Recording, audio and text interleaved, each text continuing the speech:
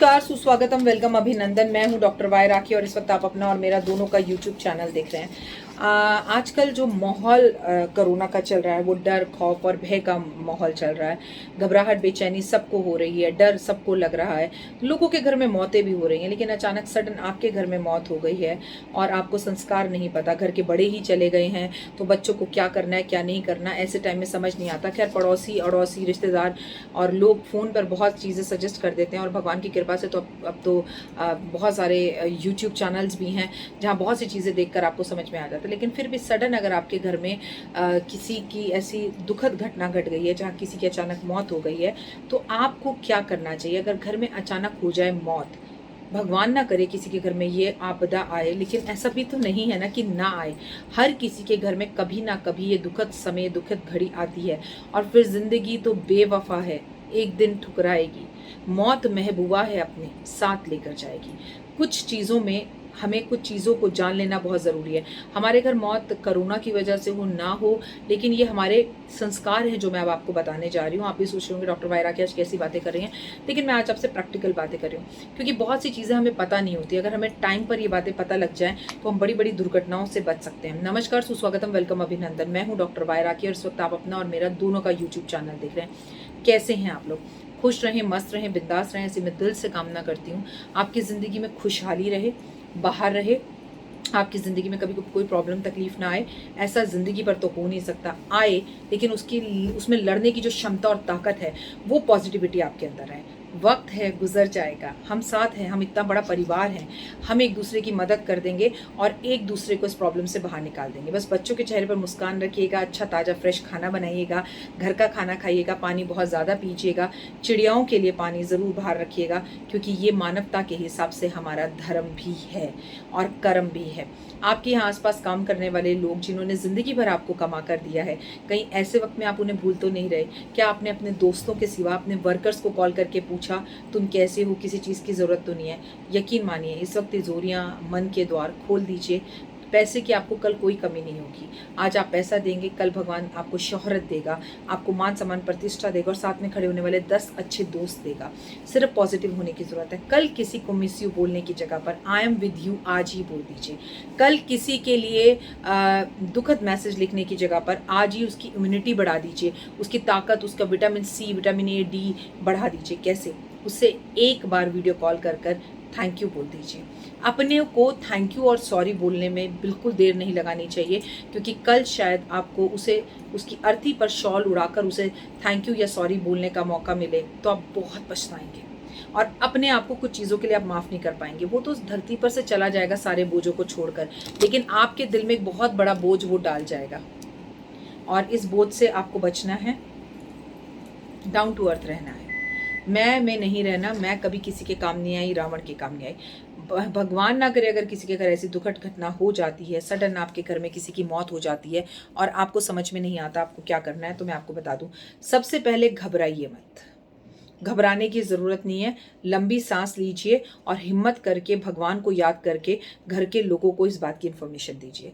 और उस व्यक्ति का जैसे अगर कोरोना काल में घर में किसी की मौत हो गई है, आपको उनका पार्थिव शरीर भी नहीं मिल पाया, आप अंतिम संस्कार भी नहीं कर पाए, तो अब आने वाली अमावस्या पर उनका पितृ तर्पण कर दीजिए और भगवान का नाम ज़रूर लीजिए, हरि का नाम। देखिए, जैसे ही घर में मौत होती है सबसे पहले चूल्हा बंद हो जाता है, सबसे पहले पूजा पाठ बंद हो जाती है, लेकिन ये पूजा पाठ घंटी बजाना बंद होता है। हम मानसिक पूजा कर सकते हैं, भगवान का नाम ले सकते हैं।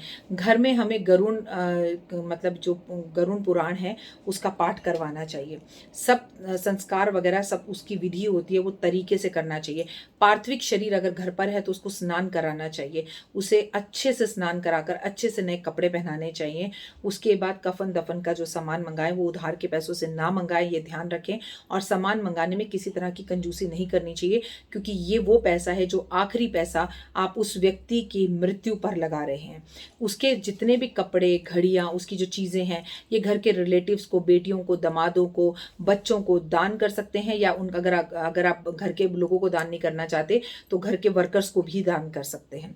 शांति पाठ ज़रूर करवाना चाहिए, घर वालों को बुलाकर उन्हें भोजन करवाना चाहिए। आपके यहाँ पर जो जो तिथि है वो करवानी चाहिए। व्यक्ति की मृत्यु होते ही अंतिम संस्कार के बाद पीपल के पेड़ पर एक बड़ा घड़ा बांध दिया जाता है और उसमें एक छेद कर दिया जाता है। रोज उसमें 13 दिन तक पानी दिया जाता है। कहते हैं आत्मा उसी घड़े में से पानी पीती है और जिसने दाह संस्कार किया है वो रोज जाकर उस घड़े के अंदर पानी डालता है। उस घड़े में पानी सूखना नहीं चाहिए। गीता का पाठ भी करवाया जा सकता है, भंडारा करवाया जा सकता है। ऐसे में 13 दिन तक अपने उस शख्स की आत्मा से जो हमारे घर के दरवाजे पर जिसकी मृत्यु हुई है वो खड़ी रहती है, उससे माफ़ी मांगनी चाहिए। अगर हमने उसके साथ कभी बदतमीजी की है, जाने अनजाने में नाइंसाफ़ी की है, तो हमें उससे माफ़ी मांगनी चाहिए कि मैंने अगर आपका कभी भी किसी भी बात को लेकर दिल दुखाया हो तो मुझे माफ़ कर दीजिए। ये सब अच्छे कर्म और अच्छी बातें आपको ज़रूर करनी चाहिए। घर वालों को इन्फॉर्म करना चाहिए। घर में चुगली चोरी नहीं होनी चाहिए। दाह संस्कार के बाद पंडितों से पूछकर नियम से अपने बाल मुंडन ज़रूर कराने चाहिए, दाढ़ी ज़रूर निकालनी चाहिए। ये आपका एक कर्ज है। अगर ये कर्ज आप नहीं उतारते, बाल नहीं उतारते, कि बाल अब कौन उतारता है, ये फैशन नहीं रहा, चौथा ही कर देते हैं, 13 दिन तक कौन बैठेगा, दरिया कौन बिछाएगा, कौन गरुड़ पाठ करेगा यहाँ पर, तो ये सब एक कारण हो जाता है पितृदोष का। अगर आप ये सब ना भी कर सके तो कम से कम बाल मुंडन कराने का कार्य जरूर करें।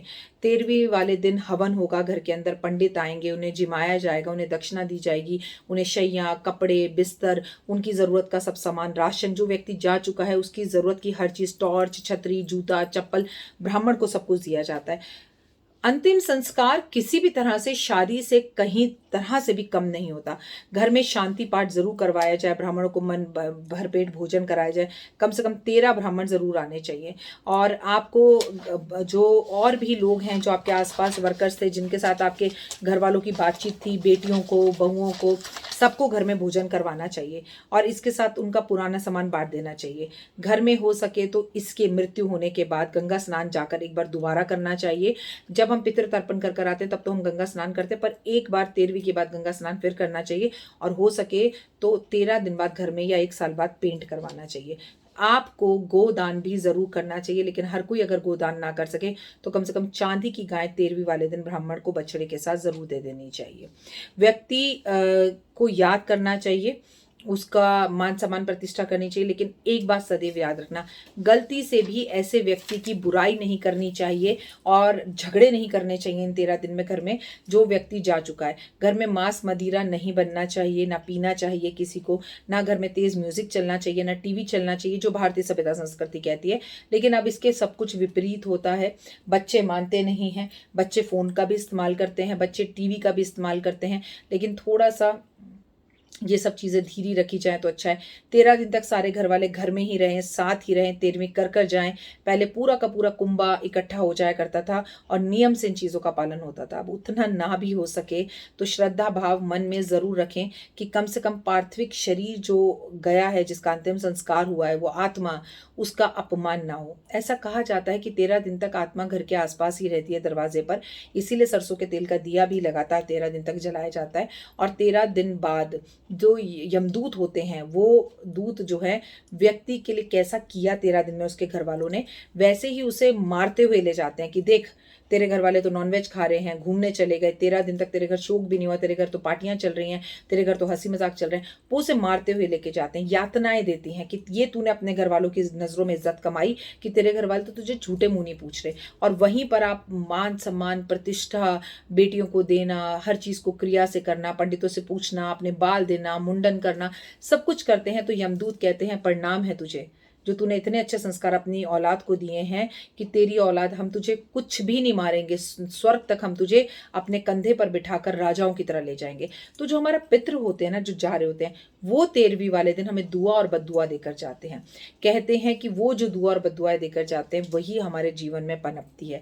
इस टॉपिक और विषय पर बात करना इसलिए ज़रूरी था कि चारों तरफ हाहाकार का माहौल है, तो ये बताना ज़रूरी है कि हम अपने संस्कारों को बहुत बड़ा कर पैसे नहीं हैं तो बहुत चीज़ों को ना कर सकें। आपके परिवार वालों को भी ये पता है, जो जा चुका है उसे भी ये बात पता है कि इस घर में पैसों की दिक्कत है, पर आपके साथ रहने वाला व्यक्ति मान सम्मान प्रतिष्ठा और प्यार का अधिकारी तो है ना, तो वो आपसे बदले में सिर्फ प्यार चाहता है।